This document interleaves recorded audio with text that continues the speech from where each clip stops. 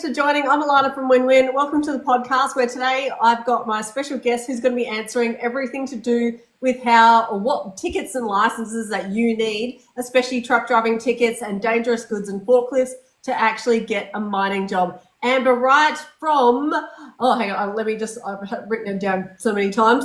Transport industry, sorry, that's not right.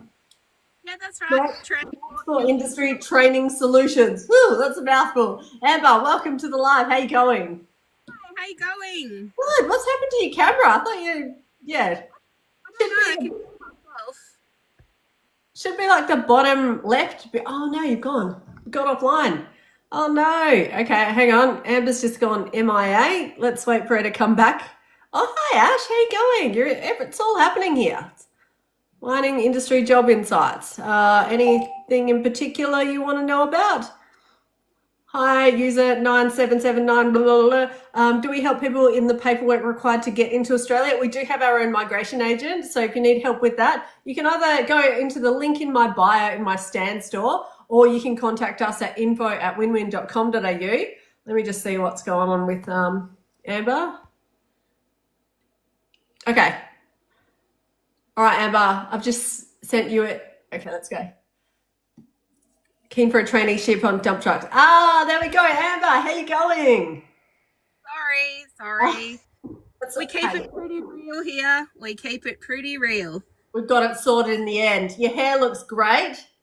Thanks. I thought I'd brush it just now. I just stepped out of that one. I'm training in Look out. Awesome. Well, thank you for joining me on the live today. Oh my God, since yesterday, especially yesterday's video, everyone has just been bombing us with questions about truck driving licenses, what ones that they need, what doors that they can open. So I've got the guru here today, guys. Amber Wright is from Transport Industry Training Solutions. And Amber, what does that stand for again? It's like the ultimate year 5 joke, hey. I love it. Or humour, should I say. Relax a little bit, like we all have a bit of a joke and a laugh and we settle into the day of our training going, having a good time. I think that's what a lot of training places are missing, is that we're all here to enjoy our lives, whether that's making more money, making friendships, whatever. Makes it a bit nicer when you've got someone you actually enjoy spending the day with, to be fair. Absolutely. So tell me, you are very young to be the owner of a transport company and an RTO. How did you get into doing this? Well, I grew up on a farm and just, going to uni just wasn't an option. We lived too far away. It was too expensive. And I just, started driving trucks when I was quite young, and the trucks got bigger and bigger and the money got bigger and bigger. And then I found myself a supervisor of a really large company. And then after I had my baby last year, I went back to work, and it was very tick and flick. Oh, we don't care if they actually learn anything. Just get more people in and get them out. And I was like, hang on. You can't train people and then send them off into the industry half cooked, because then they look stupid, I look stupid, and no one's happy. So what's the point? So I basically started this so that A, I could help people, and B, I could work for myself and do it properly. So love that. And there's so many tick and flick, here you go, here's your ticket, see you later. It's like, what? So yeah, some companies, sorry, what was that? Some places are so expensive as well. And you get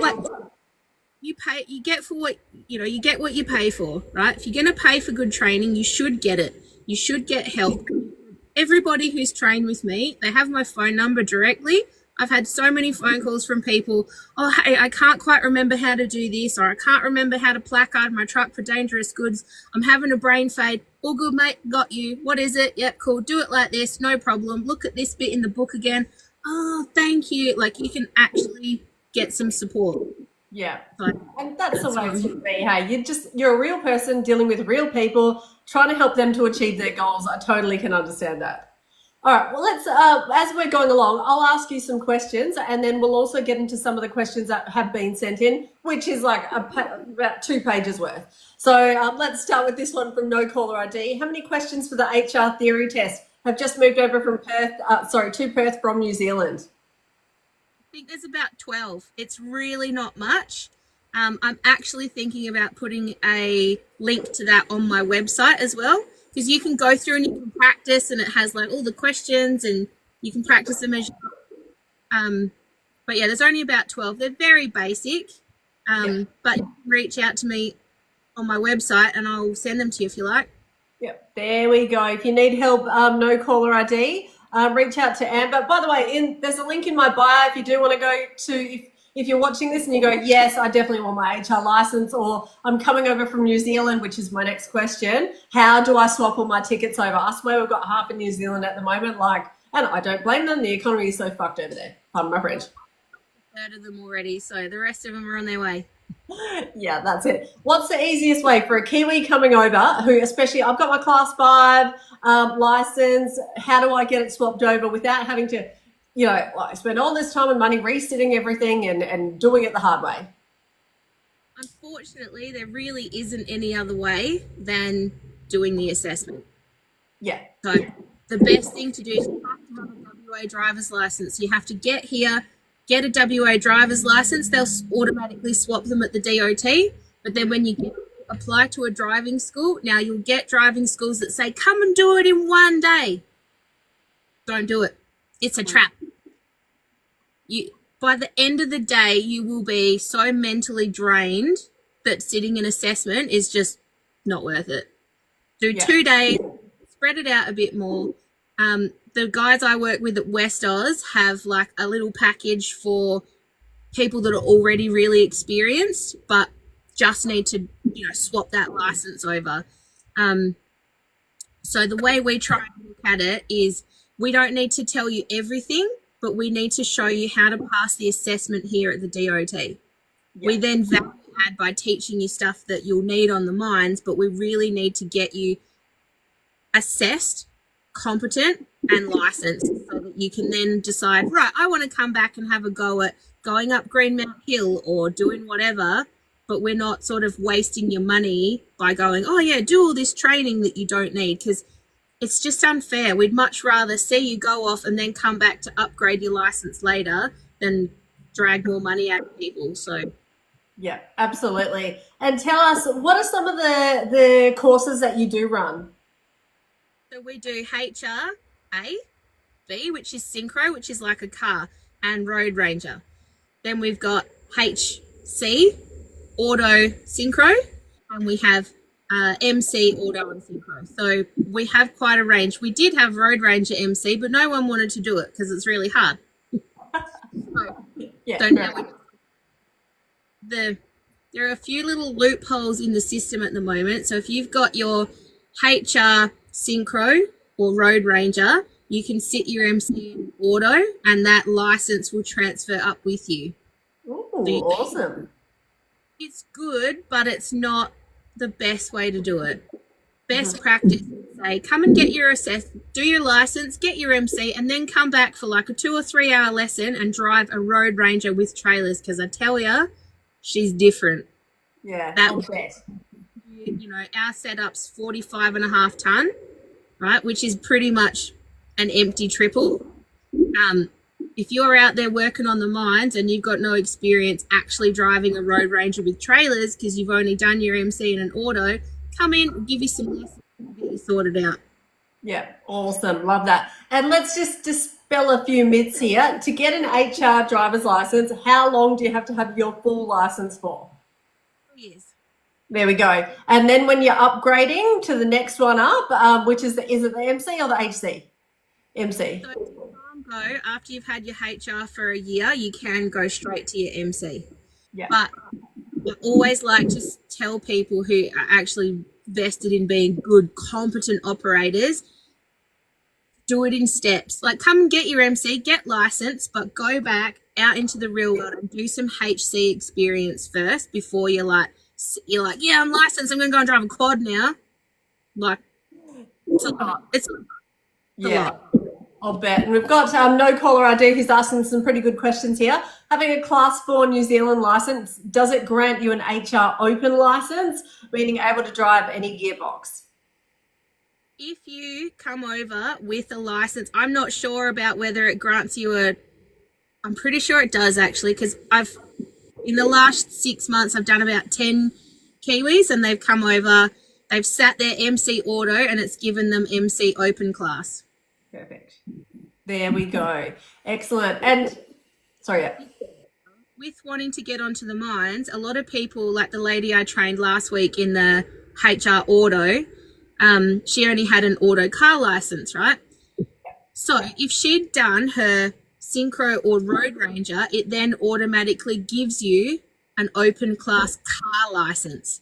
So instead of going, oh, I need to go off and do car lessons because I need my open car license and then come and do your HR, cut out the middleman, come and get your, even if you just get your HR, use the Synchro, then you can drive a manual car. There you go. Voila. And I'm always saying this, and like we work with different RTOs, obviously, like you guys specialize in the transport side of it, but a lot of people come to us and say, I want to get a dump truck operator role. I'm going to go get the haul truck ticket. And I'm always like, no, don't do that unless you're going into civil. If you're going into civil, yes, some companies will allow you to do it. But in most cases, it's more, I always will push that and say it's more advantageous to get the HR. Is that accurate in your opinion? Absolutely, because it's a legislated thing. So to drive a heavy vehicle over 4.5 ton, you must have a heavy vehicle license. So if you're going to drive a dump truck, a grader, etc., and it's going to be, some mines have like a tiny little section of their road is a public road. You need to get your HR license as a minimum. So I always say to people, bang for your buck, get your HR. If you're not cut out for the Road Ranger, all good. At least get your Synchro. Road Ranger's not for everybody. You've got to match your road speed with your engine revs. You've got to be able to sort of drive by the seat of your pants a little bit. There's that little bit of, it's not for everybody. So start with your HRB and then come back for road rest. Been talking. I feel that. Yeah, I agree. I went and booked my HR Road Ranger, and it was like all back to back over the course of a week, and I was just like totally. So yeah, it's hard. It's not easy. Everyone thinks, oh yeah, the double clutching, yeah, no worries. But it's not easy if you haven't had any experience. So, oh shit, sorry, my dog's trying to climb on my desk. It's not easy if it's not explained to you properly either. Do you know what I mean? Definitely. Sorry. It's really not. Yeah. Put that closer to the phone. There we go. See, how easy does that look, everybody? Not very easy. But once I've explained it properly. Yeah. But definitely. All right, sorry.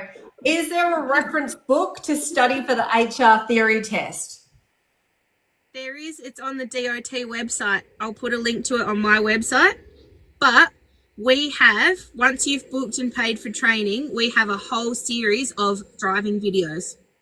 There we go. And your website is pretty conclusive as well. I was actually on there earlier, and it's got so much interesting information about getting your DG tickets and what you need and stuff like that. So if you guys haven't done it, definitely go and check out the website as well. And if you haven't done it, make sure that you're following Amber and myself for more content to get you employed, obviously. But all right, let's go into some of the other courses that you guys have. So all HR, MC, HC, etc. What about DG? Who would be perfect and potentially would be a good candidate to get a DG license, and what job opportunities could open for them? So someone that's already got a bit of experience driving, semis and road trains and wants to go into fuel and chemicals. There are a lot of opportunities at the moment in the fuel game. There's some massive contracts in Perth. Yeah. At the moment. So I'm involved with training those operators. Some people go, I'm only doing bulk diesel, I don't need my DG. Yeah, mate, but you're still loading in a gantry next to people that are loading class 3, which is flammable liquid. So you want to know everything that's around that. Plus, if you want to cart bulk fuel, now you also have to have an SLP, which is a safe load pass, which requires your DG. And how long does the DG course take to get that qualification? 2 days, so it's 16 hours delivery. I like to keep my classes pretty small. I cap them at 6 people Yeah. because 2 people, not at them. Yeah. You know, the last classes I've sat in on, I've done 4 in my time. I'm getting old. There's like 15 people in the room, and you share one book between you, and it's quite confronting and it's hard. You go to ask a question, and then someone else is talking. You know, it's a lot. So I was like, nope, 6 people, that's plenty. Sit down and go through everything because it is quite difficult, and you do need to actually reference bits in the book, and it's quite hard, and it's closed book, so you can't use your phone and Google it or chat GPT. Oh, what a shame. You can't cheat. And tell us about the other courses that you've got. You've got a forklift course as well. Yep. So I've just become a forklift assessor, so that's very exciting. Done a couple of classes now. Keep them pretty small as well, but we're actually out in a yard. So we soot around, we load concrete blocks onto a trailer. It's not just in some dark, dingy warehouse, drive around a cone, forward and backwards. We're loading trailers. Yeah. So I try and sort of do a bundle. So I'll do chain of responsibility, load restraint, and forklift as a bit of a bundle over a couple of days. So we're actually loading trailers, chaining them down, learning how to actually do the job that we're going to go off and do. Oh, wow, look out. Amazing. Training that actually trains you properly. Fantastic. Well, that's pretty exciting. We actually sent a couple of people your way for the forklift training as well today. So, like, good timing with that one. And what else do you guys have that could be beneficial to the people that are watching today? Oh, dangerous goods storage and handling. So if you're going to go and work in, you know, a yard somewhere and you're loading and unloading, going and working in stores, like I've just been approached by a couple of recruitment companies they're not recruitment companies, they supply their mechanics who've turned around and said, oh, now we've got, you know, these big contracts that don't do VOCs on site anymore. So they need VOCs for, like I'm doing VOCs for forklifts. So if you're already licensed, but you need an up-to-date VOC, first attack fire, storage and handling, now the companies are requiring that you have them before you even go out there. So next week I get to spend all week with a bunch of mechanics going over some bits and pieces because they need to get there, like telehandling, stuff like that. Do you get free tune-ups on your trucks, though, on your fleet? Oh, I hope so. Yeah. There's one of them right now, actually, looking at the You'd be like, boys, go sort it out, and I'll shell out a couple of tickets now. Awesome. And we've got a couple of questions going just in time. I've just arrived in WA. Want to get my HR license. Very good time. There you go. Follow Amber. The link to your TikTok goes directly to your website as well, doesn't it, Amber? I think so. I'm not a very technology person. Like when Alana was like, let's do a live, I was like, what's that? I have no idea. I'm too busy working. You know what I mean? Like my whole life I've spent on the road working, and now I've stepped away a little bit, but I'm just learning how. So you have to be patient with me, everybody. I'm really sorry. You're doing amazing. And I'm the same. I went from driving trucks to then, no, I'll just start a recruitment company. What could go wrong? And then having to learn all this tech side of it is like fucking hard, pardon my French. So yeah, I feel your pain. But yeah, so in my bio, guys, there's a link to all Amber's courses. You can definitely go in there, have a look, or follow Amber if you're not doing it, guys. And thanks for following Amber and myself as well. We've got a ton of content to help you to achieve your goals. Amber, is there much work for load pilots at the moment? Oh, you mean the actual copy there, southbound? We've got one at 8.5s. Yep, heaps. Yeah, there you go. Pilot course at the moment with some really good people. So, perfect. And how do you understand? Yes. And how to drop your lights when you're in an accident, so you don't just look like another person coming down the road. You actually look like you've been in an accident. Oh, well, there you go. There you go. You're a wealth of information there, Amber. Sorry, you keep cutting out when I intervene.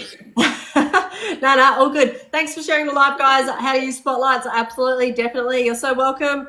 Hi, Francis. All right, if you guys don't have any more questions, I'm going to keep going with this laundry list of questions that I've got.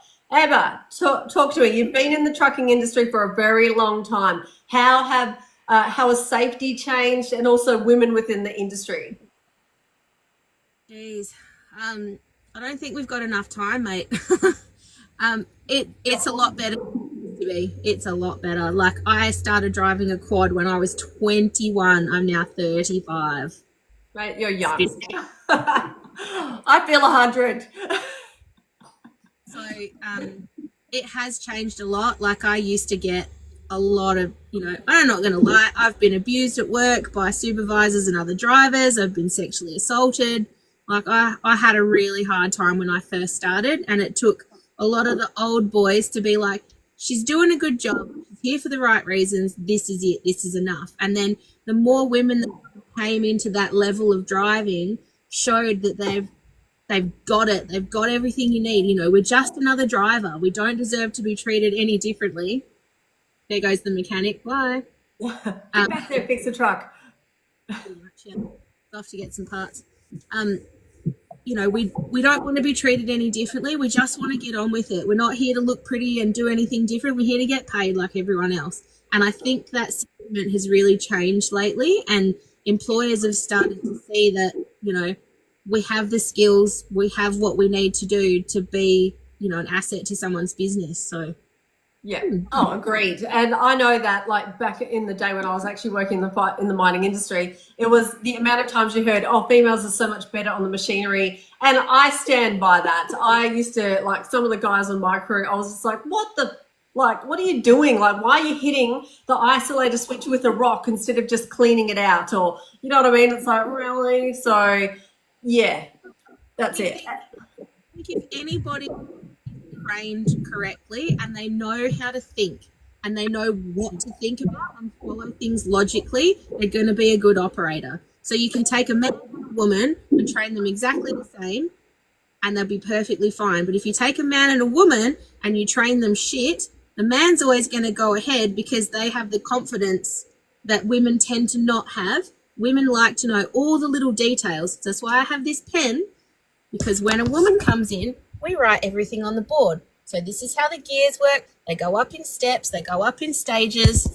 Like, I try really hard to make sure that everything is, like, set up nicely. Sorry, my laughing at me through the windscreen. It's all good. All right, we've got a question here. Any recommendations for the best Department of Transport to do the HR test through? They're in-house. You're not at the Department of Transport anymore. It used to be like that, but now they're in-house. There you go. So now you want to go to Amber's company, and you bring the trainer assessor out, don't you? Or do you guys just do everything? No, we do everything. So come to me for your HR. I don't like to train and assess people at the same time because I feel like it's a bit of a conflict of interest. So, like, let's say someone came to me for the day. I can assess them, but I would prefer that somebody else assess them. Yeah. Because my personal involvement with that person all day, I might be like, yes, mate, like, you've done so good. I like someone else to assess people. But everything's on camera now anyway. We've got these massive big cameras that go up, and it's not to keep the students honest, it's to keep the assessors honest. Do you know what I mean? Yeah. And I like that clean cut. Yes, this person meets the requirements, or no, they don't. Without that sort of, my heart goes out to people. They're like, I just got enough money together to do this course, and then they do something dumb and you have to fail them. Do you know what I mean? Like, just, I ran a red light. You're like, oh, really? Yeah, and I suppose that's a good thing that you wouldn't be doing all the lessons as well, and then, like, actually passing them out, because you would get to know the person, potentially, like, build a small relationship or whatever with them. So you don't want to be like, yeah, that's my mate now. Oh, I feel bad. So agreed about that one. That's my personal thing, and I won't train first aid either. Mm-hmm. So can you come and do first aid for us? Like, I could have massive contracts to do first aid, but I won't do it because I'm not a first aid professional. Yeah. And if I'm something and someone died, I couldn't live with myself. Yeah, it's a lot of pressure. passed someone out and then they killed someone, I couldn't live with myself. So yeah. And what about back to the safety side in the industry? How have you noticed it's changed since, because you have been in for 14 years, is it? yeah, something like that. Yeah, it's massive. The compliance, and I think being a supervisor as well for a fuel company, the compliance around stuff, if you don't have the box ticked and you don't have this training procedure, and it exposes a company to massive risk. And the bigger a company is, the bigger the fines are and stuff. So they're starting to come around now to understanding that it's really important to have proper training, proper qualifications, people that are competent. It reduces your risk, it reduces injury, downtime, work cover, stuff like that. Plus, you want your people to be happy and safe. And we're starting to see that more now. Companies are wanting to be more compliant just for the fact that it encourages a better work culture and better people to come into the industry. So, yeah, and you don't lose contracts that way if your people are constantly getting into incidents and smashing up your trucks, which is obviously what you don't want. Hey, miss the cupcakes, Paulie. Miss your baking it. Yeah. What's going on, Paulie? Whoever that is. Okay, sorry guys. I'll try to get through your questions. Are there any chance for me to get a job? Yes, there are. Like, definitely. Okay, I'll just keep going through some of these ones. All right. What about women instructors or trainer assessors in the trucking industry? Have you noticed that's been like a big shift in the industry with more women going into the trainer assessor side? I wish there were more, honestly. I really do. So basically, I was an MC assessor, but when I was pregnant, I couldn't do the 4 assessments per month you need to stay current. So they took my accreditation off me. Yeah. I'll get it back again. So I'm a HR assessor again, and then in another 6 months, I'll be an MC assessor again. But it's a long process. It's long, it's expensive, and it's really hard. Trying at the moment, I've got 2 ladies that I know that are doing their Cert 4 in training and assessing so that they can become truck instructors. So I'm supporting them as much as I possibly can. So we're working on it. If anyone out there is interested in being a driver, trainer and assessor, please reach out, because we need you. We need good people that are associated with Alana and, that mindset of wanting to do a good job. Let me know. Yeah, we'll do it. And tell us about your company. So you guys are based in Perth, but you've also got affiliates down south and up north. Is that right? So we all operate under the RTO of Progressive Training, who are based in Belmont. So Progressive Training have been running for 32 or 35 years, since before I was born. They're super. They're so supportive, because to be an RTO costs like $150K. I don't have that. Yeah. So you can partner with them and they will platform what you want to be able to train and provide. So all of us in this group, we're called the Making Training Great Again Network. Love that. Grace Training, who are in Port Hedland and Albany. Amazing. I've known them for 10 years. Just really good, down-to-earth blokes that have that, want to provide good training to get good people the right jobs. There's that there. And then there's a couple of other guys. And then there's West Oz, who I work with in Perth the most. Just brilliant. Awesome. Just brilliant. So. And for those of you watching who are on the East Coast, I'm trying to push Amber here to get us some connections over on the East, because, we've got a lot of worldwide reach at the moment. So there are people from Queensland and New South. Thanks for that, guys. Much appreciated. Who are always asking us who's a good RTO that we could go through. And we do have a couple of RTOs on the East, but they're not really truck driving ones, and they're not ones that I've had much to do with. So if you need just come over to Perth and go through Amber. I've got a good one for you in Queensland now, Alana. I'll tell you about it later. Excellent. I'll write that down then. We'll come back to that one. But awesome.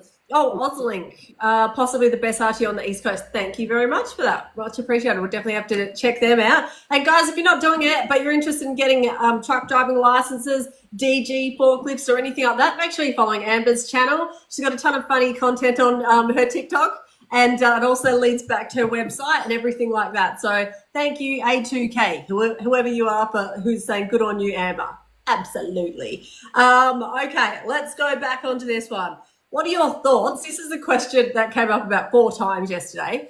What are your thoughts on companies going for automations within the industry, especially the mining industry? You see now triples that are, autonomous. What are your thoughts on that? And that didn't really work out that well.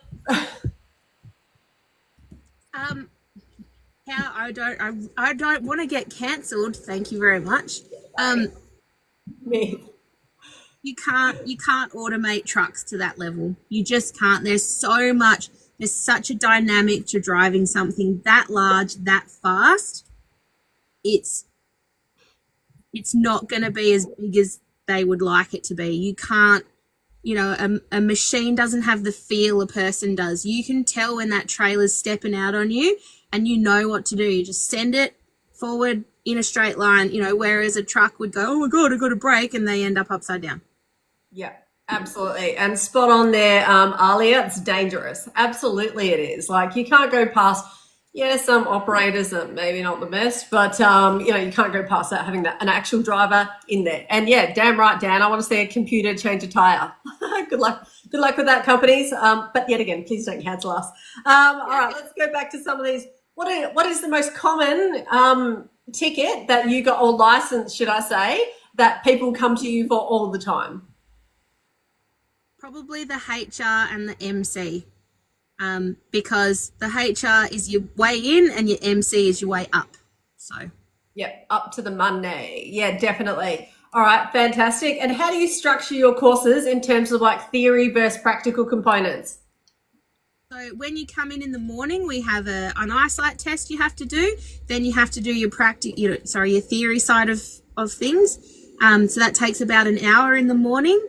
And then we go out and we hit the road, and we try and break it down. We'll get a bit of a chat with you while you're doing your theory about, like, do you have any experience? Do you know how to pop a bonnet? Do you know how to hook up a trailer? Stuff like that, just to see where we best allocate the time. We get people that, have, the lady I was dealing with this morning, failed elsewhere and can't reverse. So I'm not going to go and drive her around. She can drive, but I'm going to spend more of my time teaching her how to reverse. So we sort of work out what you need to get you sort of rolling and sorted. Yeah, and that's the benefits of the smaller groups, right? So then you can really focus on what people do need. Hi, Tashi, how you going? One-on-one. Yeah, one-on-one. There you go. So that's even better. And obviously you can't have 2 people like in an MC, or that has 3 seats, but we generally we'll use that for, say someone's kid wants to have a go, we'll come and drive them around the yard. So we try and involve the next generation as well. Why not? Awesome, Tashi. Looking forward to it. Okay. Genuine question. Is speaking adequate English part of getting a license? Dan, is that a for real question? It is. Yep. You need to be able to read signs. You need to be able to do the theory paperwork, and you need to be able to respond on the 2-way. I love Dan's content as well, by the way. He's great. Really? I didn't even know Dan had content. He's got 123 followers. All right, Dan, I'm following you then. 124 now. There we go. Can you do your USI from New Zealand? I'm not sure if they're transferable or not. Okay. I'm not into it, but I'm sure there are, if you have a DG in New Zealand, you can transfer it across to Australia. So there's some mutual stuff in there. Sure, we can find out. Yeah, definitely. Dan, what does Dan do if you follow his content? He's a truck driver. Oh, okay. Does he work with Noel and all that? No, so Noel is up north. I used to work with Noel at Jamos. Noel's amazing. Hi, Noel. He's definitely watching. All right, Pilbara Dan wants to come on, or let's invite him on. What do you reckon? All right, Dan, come on then. Let's see. See if he comes on. In fact, I don't even know if he can come on because he doesn't. Yeah, I think you might need some more followers. Oh, there we go. Everyone follow Dan so we can see what he looks like. Hey, Dan, how you going? Great, mate. Good, buddy. What's happening? Dan drives. Oh, just another day in paradise. Oh, yeah. Where are you located, Dan? Sorry. Perth. Perth. Nice. Okay. I'll follow your content, Dan, to see what you've got. But we still need to get back to some of these questions that we've got for Amber here, unless you've got any, Dan. Oh, mate, I just love listening. It's gold. Oh, good stuff. Good stuff. All right. Ali's got a question, which is you'd have to do a recognition of prior learning. What was that one for, Alia? Can you elaborate? Did you see that one, Amber? So there really is no RPL for drive what you can't. What we will do if you've already got a license and to come over from New Zealand, what you can do is we can do a 3-hour. Sorry, pretty hard in the truck. Sorry. I'll bet. A 3-hour lesson and then your assessment, if you really want to. And if you're not meeting the criteria after your 3 hours, you can push the assessment back. Now, a lot of companies will go, no, your assessment's booked on this day because the assessment part is like $600, right? So we don't want to waste that for you. We'll be like, you're not ready. Don't waste your $600. Just do 3 more. Instead of sitting there having 3 hours of us just doing nothing, watching while you fail, we'll be like, mate, bit touch and go. Just do 3 more hours and we'll move your assessment to another day. Because otherwise, you get charged that, plus more training, plus that. It's just not worth it. It's not worth it for everybody. And we want to see people succeed. So definitely. I bet there's a couple of companies that would just be, oh, no, just do it. Just post the money. Look, we'll do whatever you want at the end of the day. If you reckon you're good enough to pass, cool. That's why we'd send you with a different assessor. So that it's not, oh, but you said that I'd pass. Well, you have to meet the criteria. You have to be competent. You're driving around in, the training truck. This thing, it's 45 ton. You're driving that with my family, your family. Like, we want competent operators. Everybody's sick of just handing out, these people. Oh, it's all happening. Yeah, definitely. Agreed. Just shelling out tickets and then getting shit unsafe operators on the roads. That's what we definitely don't want. Sorry, Dan, I had to boot you. I couldn't hear Amber because all I could hear was your truck. So yeah, all right. Let's keep going through some of these. Obviously, you do both manual and automatic transmissions. Is that right? What do people go for most? Do most people just go, oh, just give me the auto, or do they go for like the manual? It's a bit of a mixed bag. It really depends because you won't I don't know how the recruitment works anymore like on paper because it's so, if your resume is not right, they literally look for truck, HR, open class, right? And then they'll go down from there. So if you go somewhere, driving life, Dan, we get it. Yeah. If you go somewhere and they're like, oh, we've got 5 people and they all have their truck license, but 2 of them only have their automatic, 2 of them have their synchro, and 1 of them has their road ranger, I'm going to pick the road ranger because it's hard. And you can see that you can apply yourself, you can think about it, and you've got some manual sort of understanding of how trucks work and what's going on. Definitely. And the road ranger is bloody hard if anyone wants to do that. I did it when I was 21 and then I found out I never needed it at all ever. So, yeah. All good, Dan. Get 1,000 followers and you can come on a live with us. How about that? Okay, cool. How do you ensure that your curriculum stays updated with the current industry standards and regulations? Oh, somebody's a compliance officer. Someone's a nerd. No, that's great. It's amazing. And these are the questions that keep us honest, and I love it because it's important. So I'm on the ASQA website every week. Stuff gets updated all the time, like the whole you need a reach stacker ticket now and you can't just do it on your CN anymore. And so we have to stay current. I actually do quite a lot of training myself. So I'll sneak into other companies' training just to see how they're delivering it, to see if I can deliver mine better, right? That keeps us current. Plus, I'm going over east in a couple of months to do like a massive, massive training course. Can't talk about it, but it's going to be really good. But yeah, I mean, it's part of our regulations that, partnering with an RTO, that we maintain currency, competence, and we're attending conferences and reading articles, and we're bettering ourselves all the time, because the better we are, the better our students are going to be, and that's what it's all about. So it's a massive, sort of personal, development and undertaking to make sure that we care and we try. So yeah, so that's a good question. I don't know who the hell who asked that one, but well done. But there's some other really good ones as well here. What is the typical duration of your courses? Let's go truck driving courses. And is there any flexibility for students with prior experience such as RPL? So I think we kind of answered that, but that's a bit of a mess. But I would always say book a 2-day course. So you get more hours, and B, you get to go home and sleep and think about it, because everybody who comes in the next day was like, oh my God, dude, I was driving the truck in my sleep. Like when I was a kid and I used to drive a header, I used to sit up in bed apparently and I would drive the header.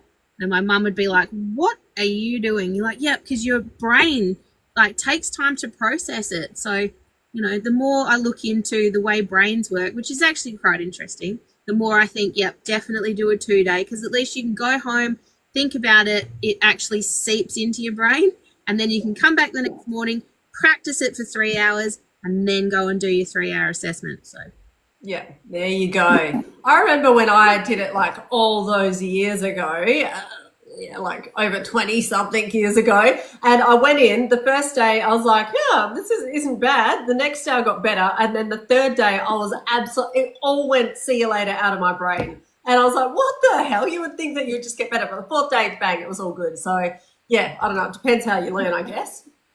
Does, and this is how people learn, especially people with sort of ADHD or learning difficulties. You're going to go really well for a bit and then it's going to crash, and then you're going to go really well for a bit and then it's going to crash, and you've got to try and sort of, it's a lot, emotionally it's a lot. I see these people come in and they're doing so well and then they backslide and they just lose it, proper, get upset with themselves, and and you're like, it's okay, that's how we learn. So I always explain that in the theory part, it's gonna go good, and then maybe sometimes good, maybe sometimes shit, maybe sometimes good, that's how it's gonna go. Oh, I needed you back all those days, but you probably weren't even born then. You were probably 10 or something. But anyway, yeah, because I am a chronic overthinker. So what's your best, you get a lot, I'm sure you get a lot of people who come in and they yeah, they're really good, but then they just overthink it to the max. How do you deal with that? Or are you just look, it's all good, it happens? Look, follow the process. It is a step-by-step process. Drive to the conditions, drive to the spots that you've been told to recognize when to slow down, when to speed up, when to do this, check your revs, check that. It's literally like a recipe.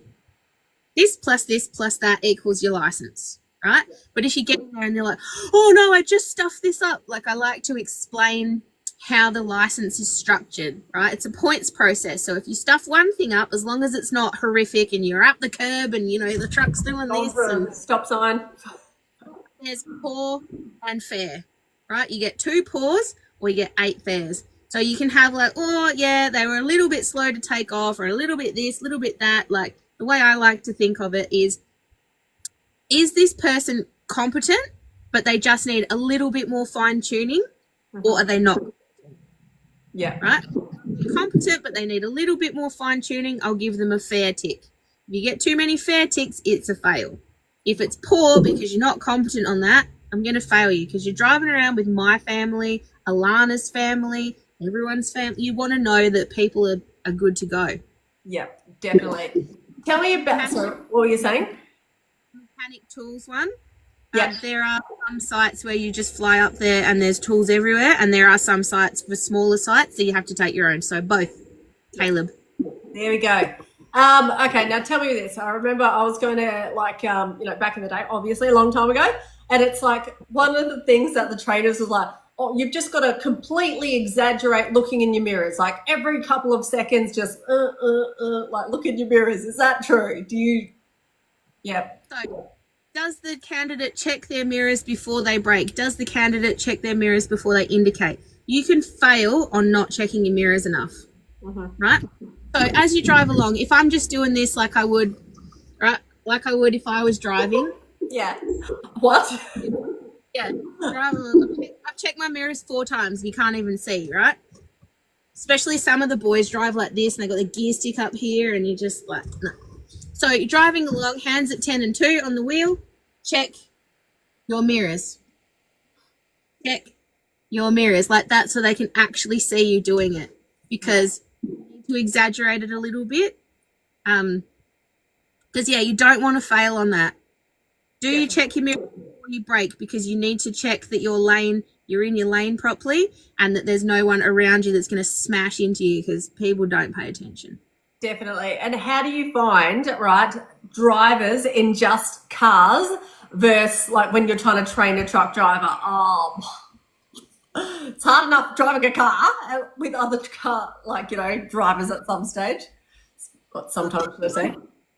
Most of them are pretty good. They see the big L plate. They give us a wide berth because they're worried we're going to wreck their car. But I've actually been rear-ended by, like, we took off at the lights and this lady just drove straight into the back of us. And I looked at him and said, you're not going to fail. I'm sorry, you're not going to pass your test driving like that, mate, because the truck went ba-dum, ba-dum. And I thought, what the bloody hell are you doing? And he's like, oh, it wasn't me. And we looked back and this lady had actually smashed into the back of us. Like, yeah, enough said.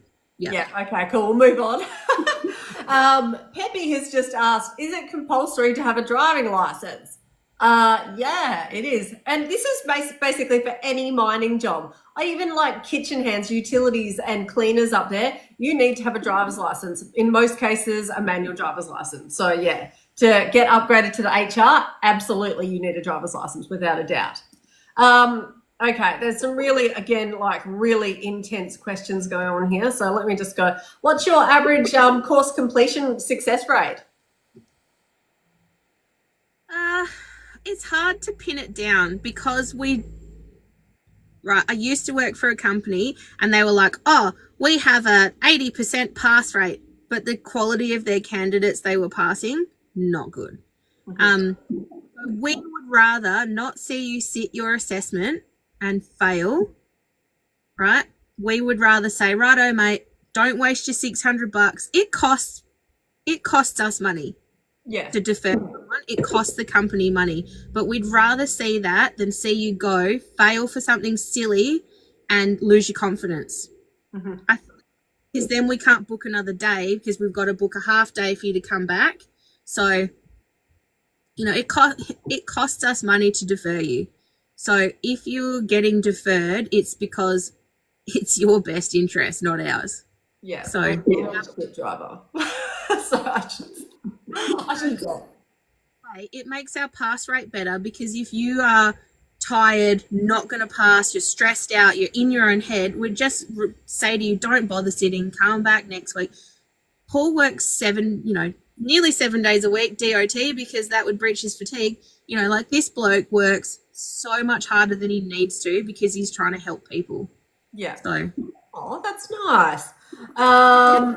All right, cool. I'm trying to get through. So I saw I can talk to you for the next 2 hours. What are you up to for the next 2 hours?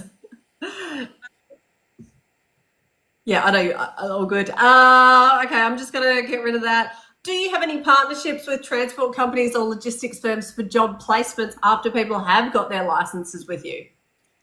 I'm working on it, but I get really important people of big companies text me going, I need a HR driver next week. I need an MC driver next week. Do you know anyone? Oh, yeah, I do actually. This guy was on my DG course last week and he was such a lovely guy and really diligent and very clever, looking for a job. Here's his number. Yeah, there you go. Same as us as well. And like seriously, if you know any people come to you like that, send them to us. We've got a database of God knows how many people. So yeah, we'll definitely have to work about how we can align our different services to, yeah, I think it's going to be definitely advantageous. But guys, if you're not doing it, thank you for watching the live today. I've got Amber here, who is the owner of Transport Industry Training Solutions. I'm not going to say Amber just in case, but definitely follow her for a ton of content to help get you truck driving licenses. And if you want to get a direct link, go up into my stand store and you can book in with Amber. And yeah, you won't regret it. She's got some amazing training that she's got going on there.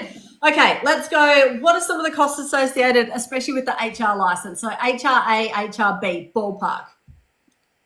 So HRA, we do actually do like a prior, you've already got prior experience driving like a medium rigid or a light rigid or something, and you just need to get your HRA, we'll do a 1-day course. Yep. And they start at like $1,200. And then it all depends on whether you've got prior experience or not, but the Synchro and the Road Ranger are the same cost. And they, you know, the 2-day, we always recommend a 2-day course just for people to get it. So we want competent operators.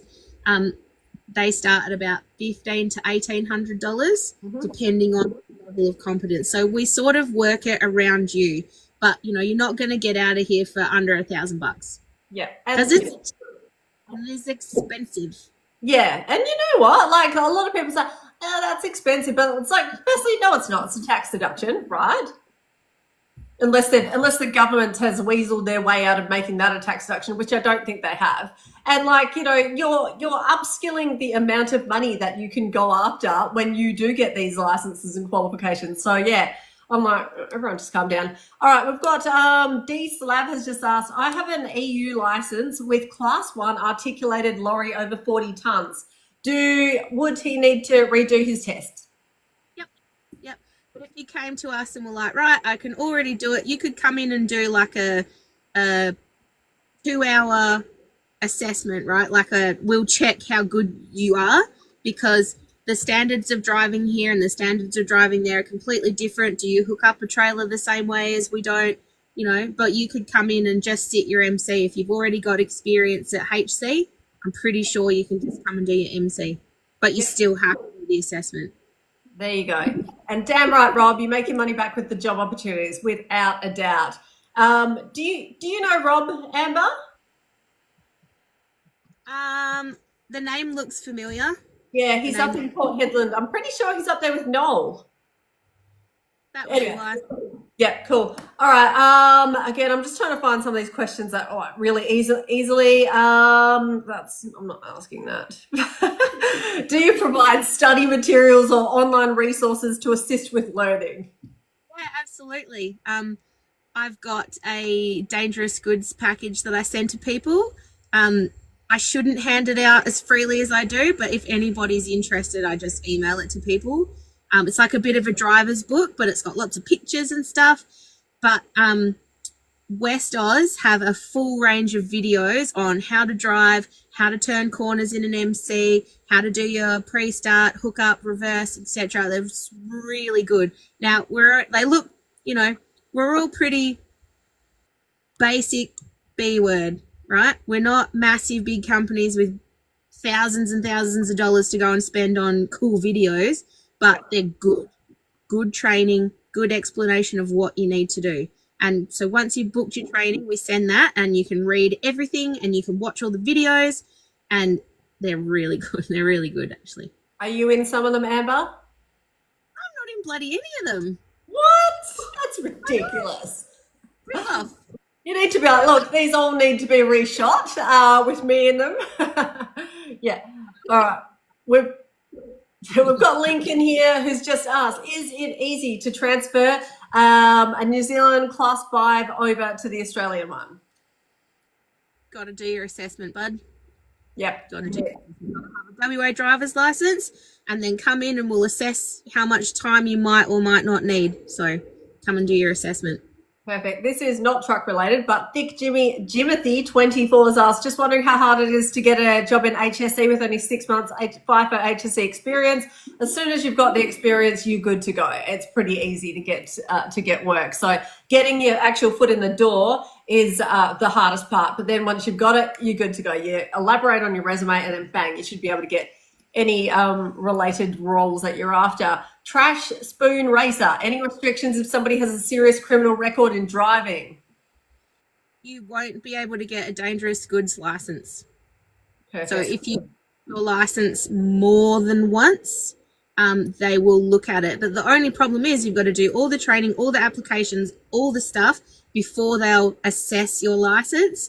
So I would suggest if someone has lost their license more than twice, wouldn't bother going for a DG license or a DGSC security card. So if you're going to car ammonium nitrate, but if you've lost a few times, as long as it was far enough away that it doesn't impede in the last 2 years, you can still apply for your HR and your HC and your MC. So there you go. Good question. Thanks, guys. And yeah, Amber, we are running out of time. Thank you so much for your time today.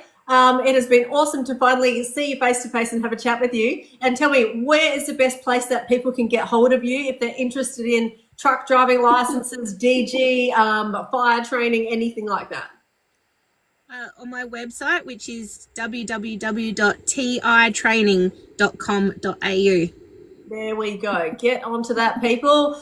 There's some random puzzle thing popping up. All right, and we've got a couple of other questions here. What about if you lost your license in 2012 2 times?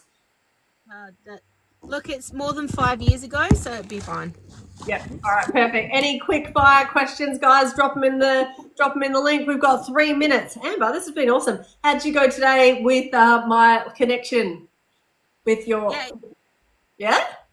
Oh no, I haven't had time. If I'm in the truck training, I'm in the truck training. So yeah, awesome. When I'm home. Okay, cool. Definitely have a chat with that. And I was like, anyway, guys, something super exciting is happening. If you want to get some real life, especially potentially in like an MC tipper truck, Amber is just about to tee up something totally freaking awesome that she probably doesn't even know yet. I'm just being the piggy in the middle with this one. So yeah, it's going to be exciting. I look forward to that because you two will be an absolute force to be reckoned with. So, oh no, add me into there, then obviously game on. We'll just take over the world. So all good. You're from Uganda, Africa. You're going to need a visa. You're going to need to move. Are there any plumbing sponsorships?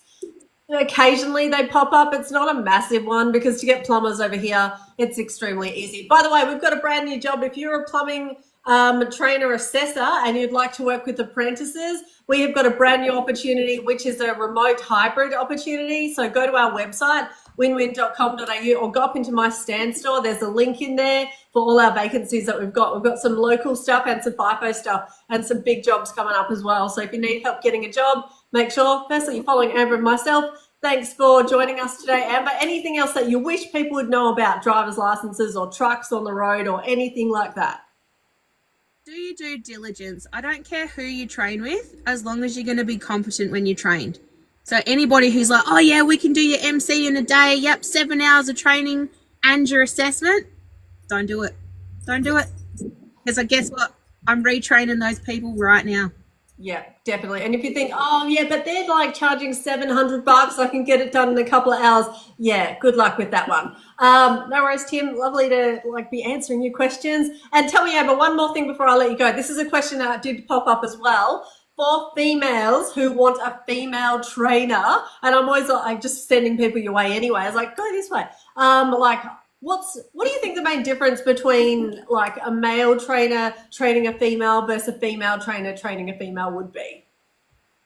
I think people find it less intimidating, whether you're male or female. People have always said, "Oh, you're a girl." I'm like, I think so. Calm down. They're like, "Oh, I'm so glad," I was really worried that this big burly man was going to teach me, and I'm like, look. We don't generally get the big burly, Paul looks a bit big and burly, but he's a teddy bear because they genuinely care about you. But being a lady, people think I'm going to be nicer when my assessing standard is probably harder. Oh, okay. There you go. You can't flutter your eyelashes at you and, oh, you look, here's some chocolate. You look so pretty today. All right. Yeah, fair enough. Okay, so there you go. Ladies, if you're trying to get an easy way in, do not go to Amber. No, I'm kidding. Obviously, yes, definitely go to Amber. One of the best truck driving training companies and RTOs in the whole of Australia. I'm putting it out there right now. Make sure you're following her, follow me, and if you want truck driving lessons, go to Amber, without a doubt. We're going to rerun this on the YouTube channel and the TikTok, and this TikTok channel. We'll tag you in Amber. Thank you so much for your time today. Bye, guys. Good luck. Be competent. Be safe. That's the go. Thanks, guys, for watching. I'm Alana from Win Win. See you later. Thanks, Amber. Bye.